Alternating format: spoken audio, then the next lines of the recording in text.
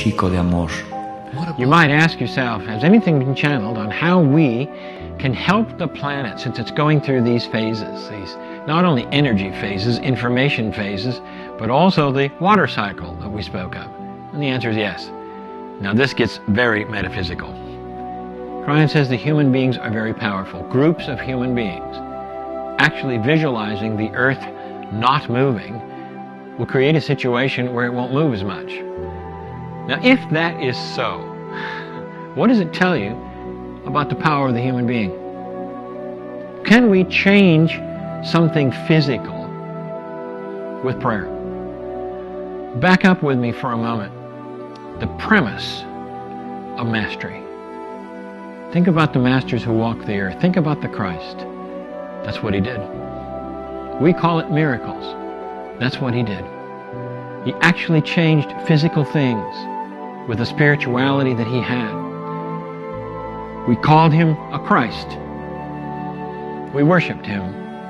And what he was telling us was, I am the Son of God and so are you.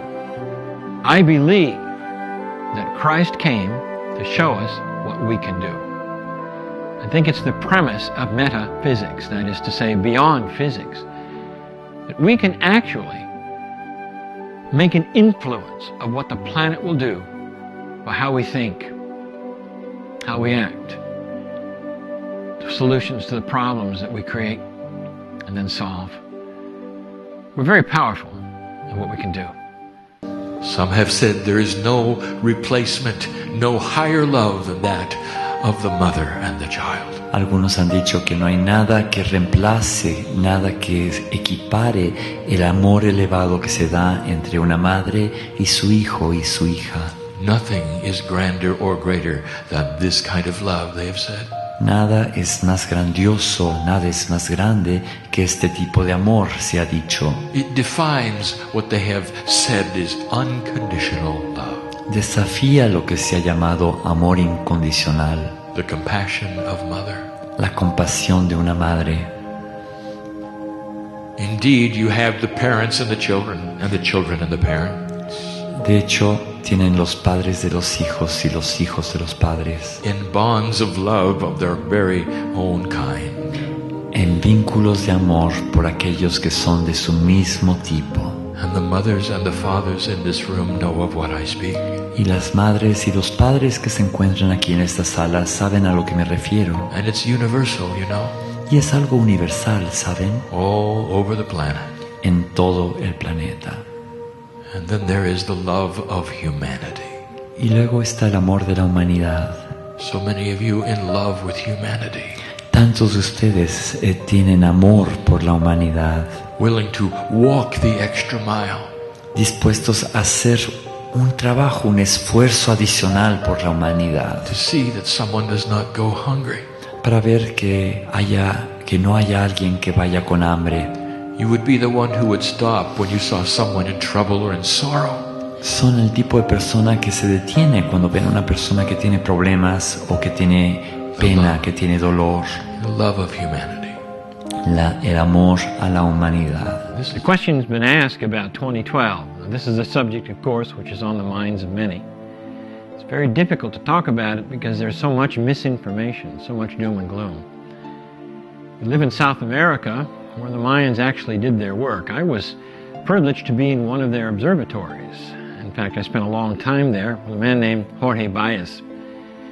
He showed me what they said. He actually duplicated part of their work. The Mayan elders today will confirm what I'm about to say, as well as some of the academics. There's nothing to fear from 2012. In fact, I believe we are actually in the 2012 shift as I speak to you now. The Mayans had an esoteric system. The esoteric system that they had was about their calendars. It was not about their mythology or the games they played.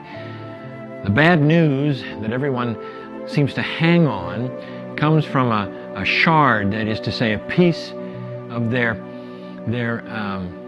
prophecy that they got from playing games in their courts.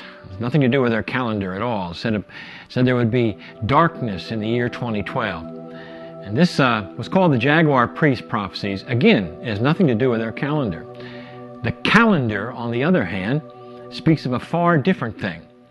The calendar talks about a series of time fractals where we go through processes of probability of consciousness shift. That's what they were working on in their observatories. It wasn't just about the solstices. They had 5 energies that they had developed. Over time, these energies would occur on the planet, and we'd have a time when you would have a low consciousness potential, a time for a high consciousness potential. And 2012, which aligns with the galactic alignment, this is a 26,000 year cycle, they said would be the potential of one of the highest consciousnesses that humans had ever seen. This has nothing to do with their prophecies or the jaguar priest or any of those things you might have heard of. This is actually the best news that could happen. This, by the way, is validated by the Mayan elders. You can just ask them, and they have been interviewed many times, and they agree with me.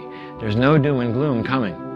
Now, what I want to present to you is the 26,000 year cycle moves so slowly that in 87, we started creeping up to what you would call the hairline, that target of 2012, which is supposed to be December 21st in the year 2012. Well, it takes 20 years to get there, just barely inching along at about 1/1000th of a degree a month. And so what I'm saying is that this very, very slow alignment is so slow, we're in it. We've been in it for a long time. So nothing is going to happen in 2012 that is different from now. There's an awakening going on. You're experiencing what I would call the awakening 2012 energy even as we speak. It's good news. How can I explain the energy of love to you? ¿Cómo puedo explicarles la energía del amor? God is love. Dios es amor. The pure essence of the energy itself. La esencia pura de la energía misma. God is a collection of trillions of thought groups. Dios es una colección de billones de grupos de pensamientos connected together in one consciousness. Conectados entre sí en una sola conciencia. You're not able to pick those apart. They are not compartmentalized. Es difícil distinguirlos ya que no están compartimentalizados. God is a singular entity. Dios es una sola entidad with trillions of parts. Con billones de partes.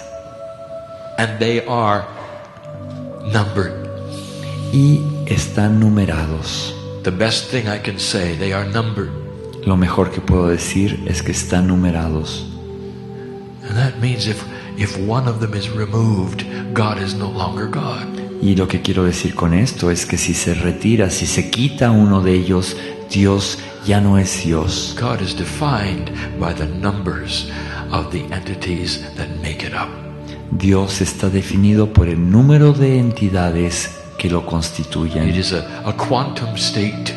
Es un estado cuántico of energy that folds upon itself. De energía que se envuelve en torno a sí misma. Seemingly with trillions of voices all singing the same song. Aparentemente con billones de voces que cantan todas al unísono. And when one of those voices is missing, the song stops.